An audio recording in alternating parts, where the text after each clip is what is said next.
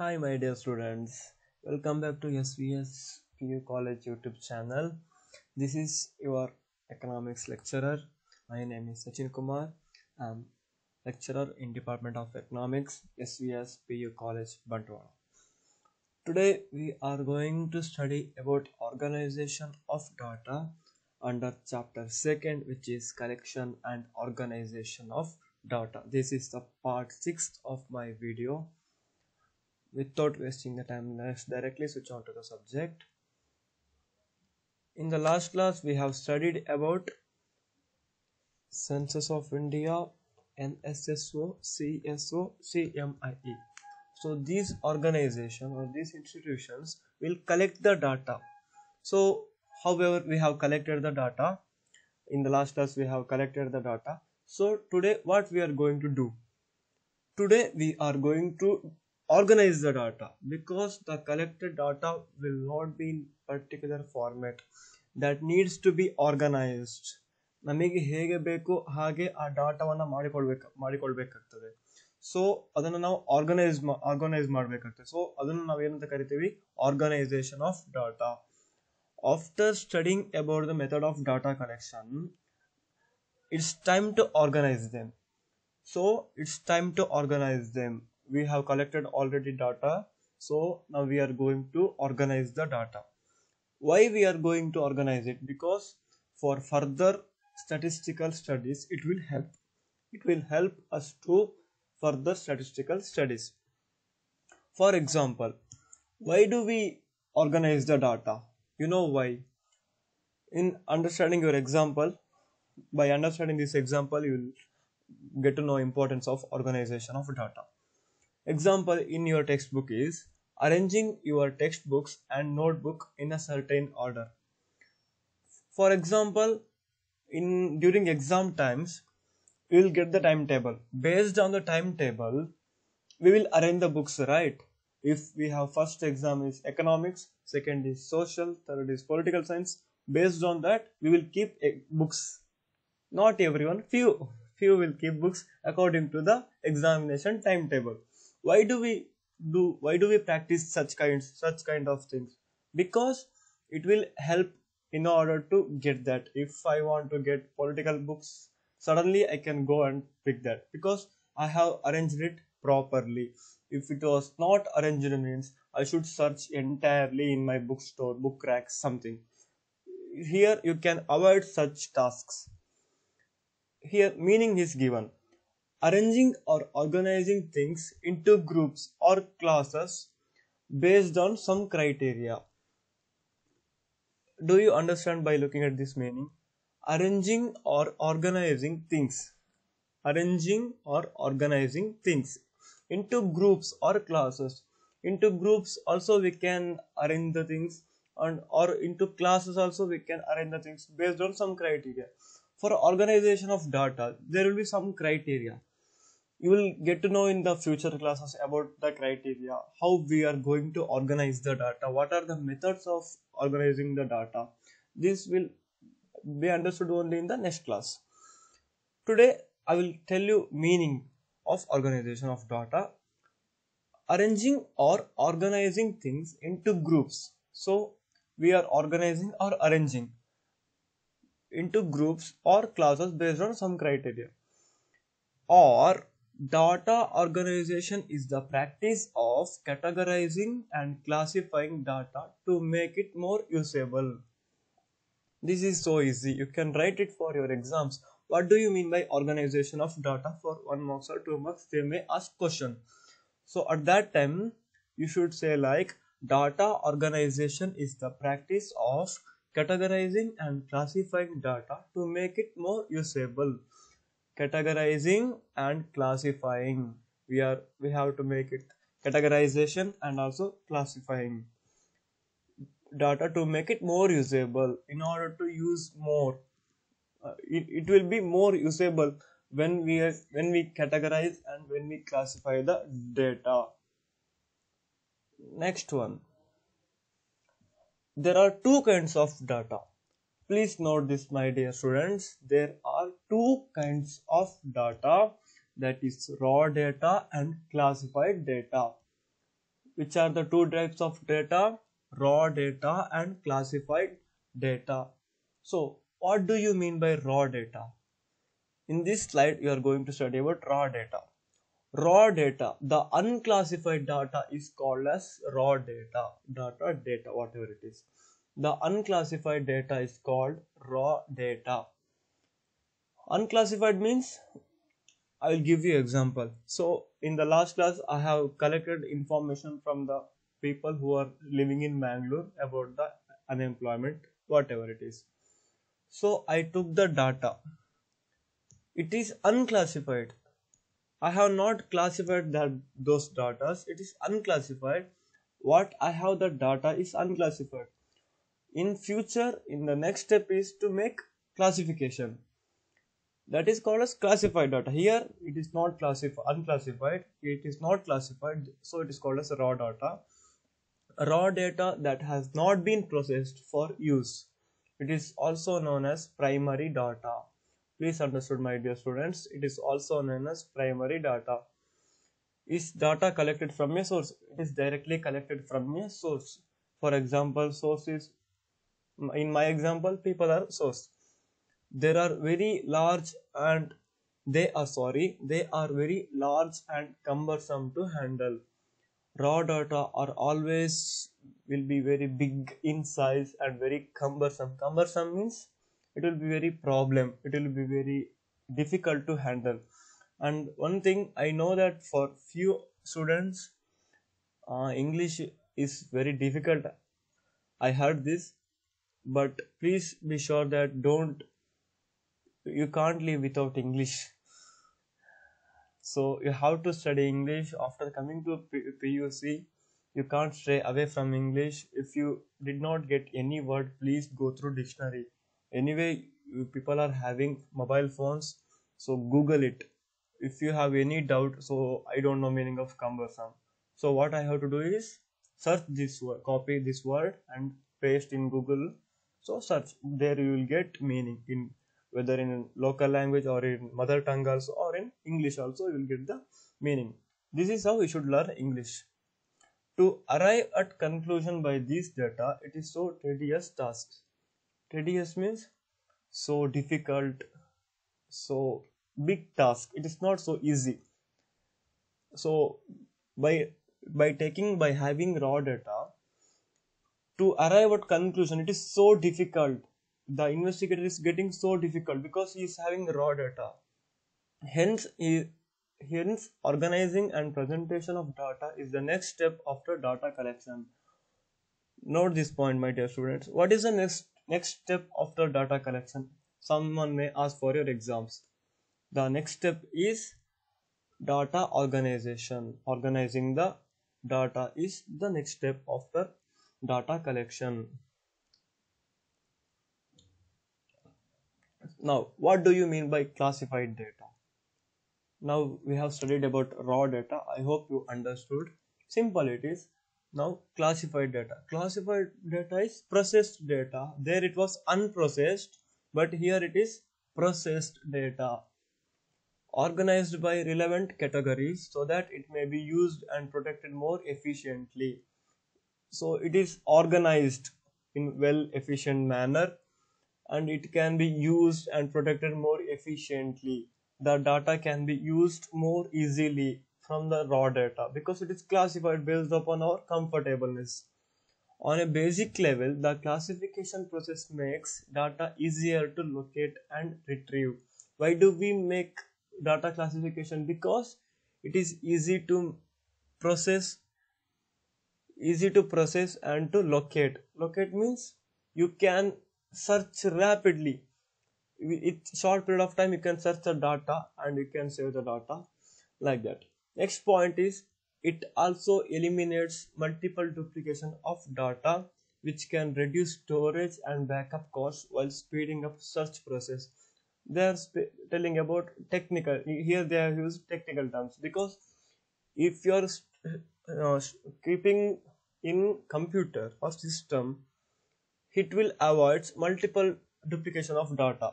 If you classify the data, you can remove unwanted data from that, right? and also which can reduce storage. If you have mass number of data, it consumes storage, right?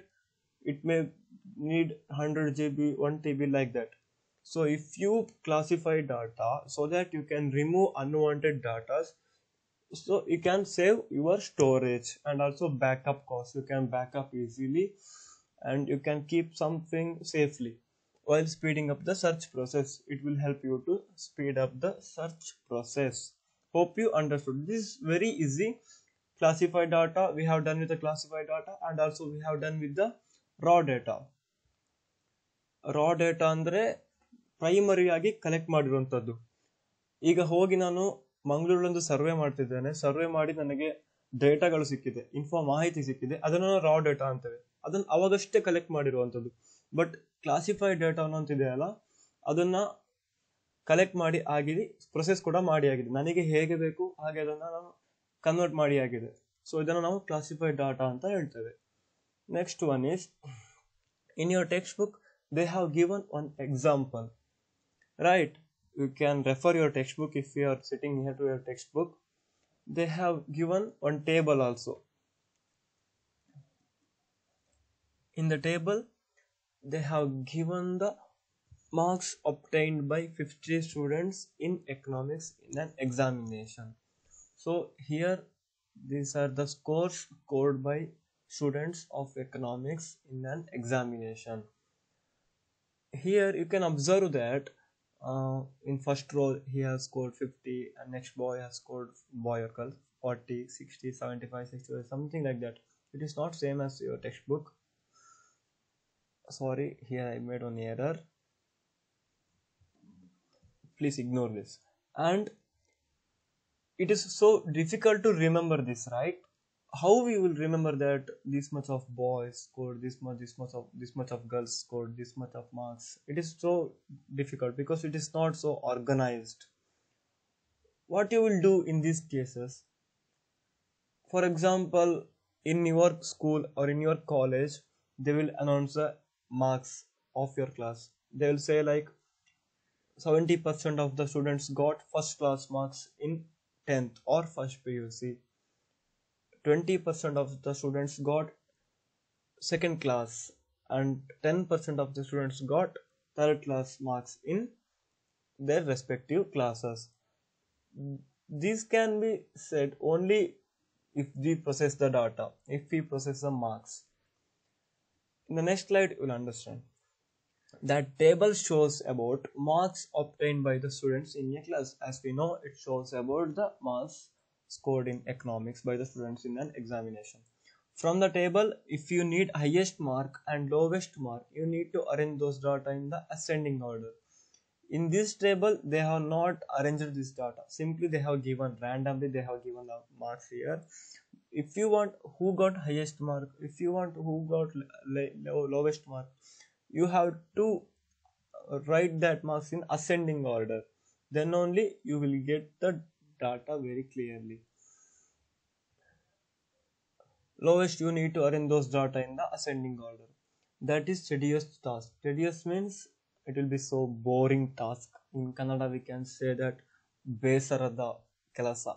The data organization is very boring task. If the data is very more, then the work is very tedious, very difficult. If the students in your class is 60, 40, 80, we can manage. Imagine that in your class students is 800,000, then it is so difficult to manage the data, so difficult to write those data in ascending order. So and also if we want average marks, it is also very difficult. It is very difficult to get any information from large unclassified data. Note this, my dear students. It is not at all possible to get easy information from large unclassified data.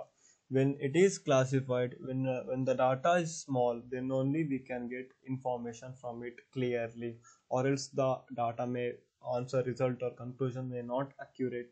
Some cases will be there. Moving to next. The raw data are summarized and made comprehensible by clarification.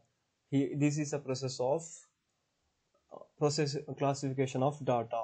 Here we are going to classify data by summarizing. We will summarize the raw data, how it can be classified, in what steps it can be filtered. Like that we will do when we are investigating, or investigator will do after collecting data. When facts of similar characteristics are placed in the same class, it may comparison and interference out easily. So when the facts of similar characteristics, imagine that, in for example, I have collected information about your class. For whole in your class there are 80 students, imagine that, and at the end I will give results like this. this, in this class there are 80 students who, out of 80 students, 60% of the students got first class of marks and 40% of the students got second class of marks in 10th standard. This is the characteristics based on similar, that 60% and 40% of students are having similar aspects.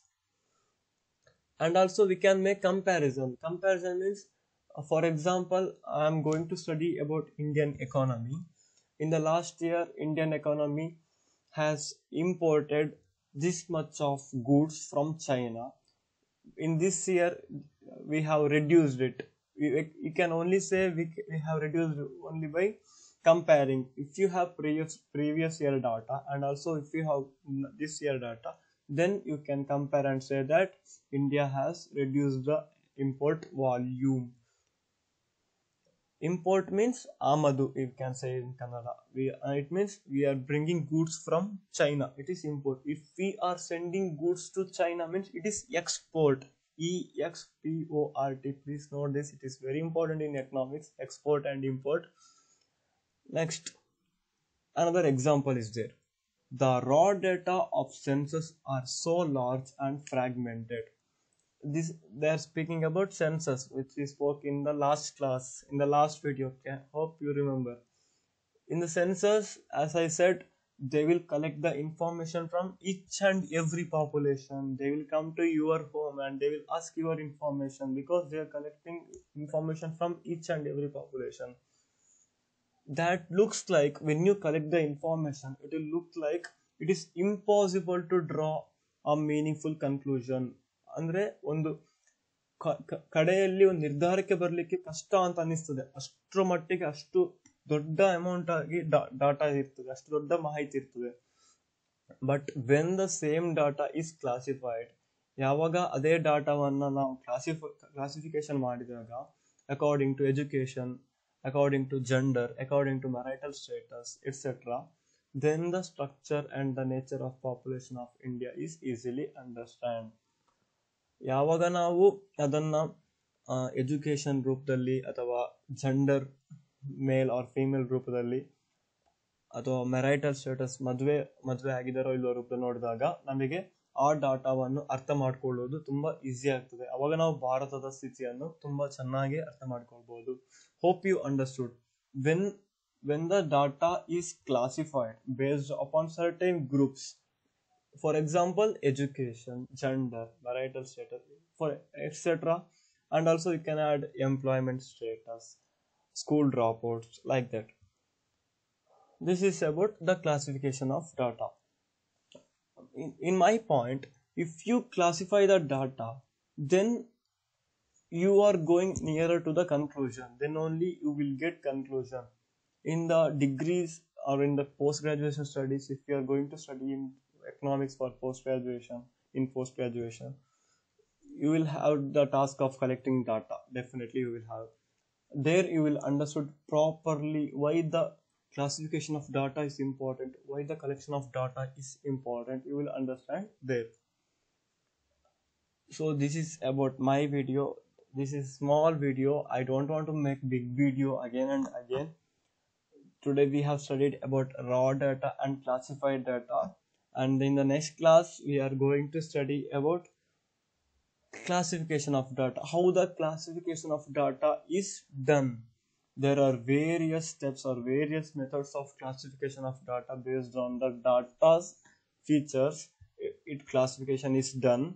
In the next class we are going to study that. And in sooner college may restart, resume the holidays. This is what government is discussing right now. Hope we are going to meet so soon, and try to see all the videos twice or thrice. If you have any doubts, please come and ask. You can ask in college or you can ask through your mobile phones, whatever it is. Try to reach me. Don't hesitate to ask any questions, please. Thank you. Thank you, my dear students. Enjoy the day.